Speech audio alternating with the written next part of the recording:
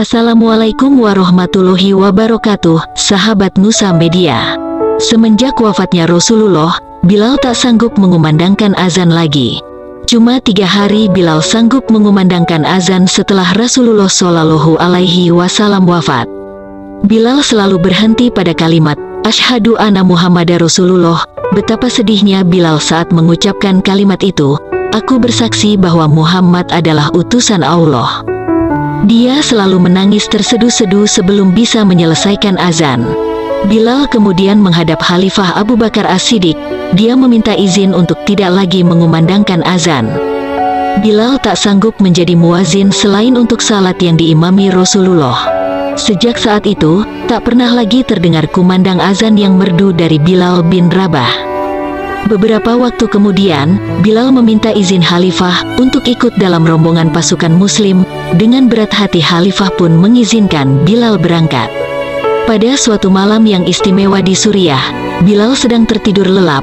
Malam itu, dia bermimpi didatangi Rasulullah, dan satu pertanyaan tertuju padanya, Wahai Bilal, mengapa engkau tak pernah mengunjungiku? Mengapa sampai begini?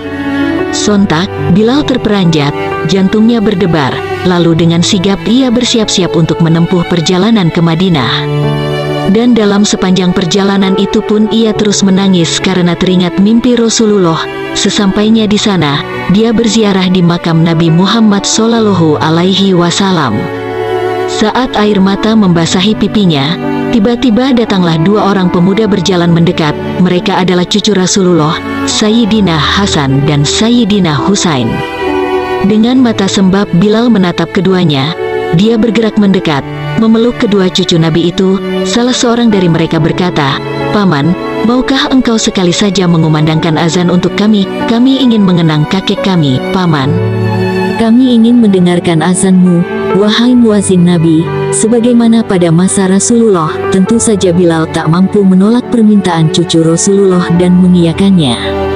Ketika waktu sholat telah tiba, dengan pijakan kaki yang teguh, Bilal menaiki tangga ke tempat di mana dahulu dia biasa mengumandangkan azan.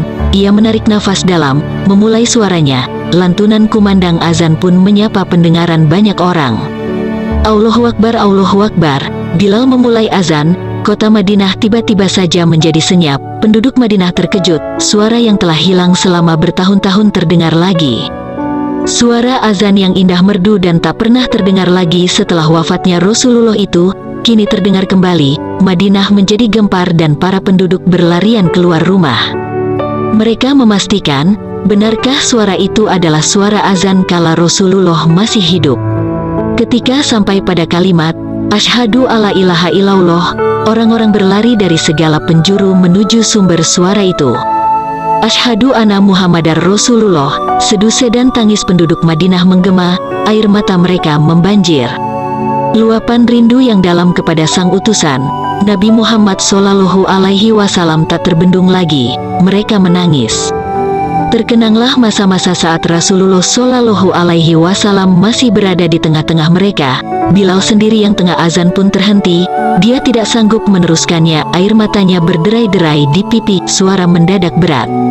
Hari itu, Madinah berluapan rasa rindu nan syahdu. Tak ada pribadi agung yang begitu dicintai seperti Nabi Muhammad Shallallahu Alaihi Wasallam. Lantunan azan Bilal bin Rabah lah yang memulainya, yang memantiknya menjadi nyala cahaya. Itulah azan terakhir dalam usia senja sang muazin pertama dunia. Azan yang tak pernah dia bisa tuntaskan karena terlalu sedih. Itulah sekelumit kisah azan sang muazin Rasulullah. Azan yang tak pernah usai. Dialah pria yang disebut Rasulullah. Telah terdengar suara langkah sandalnya di surga.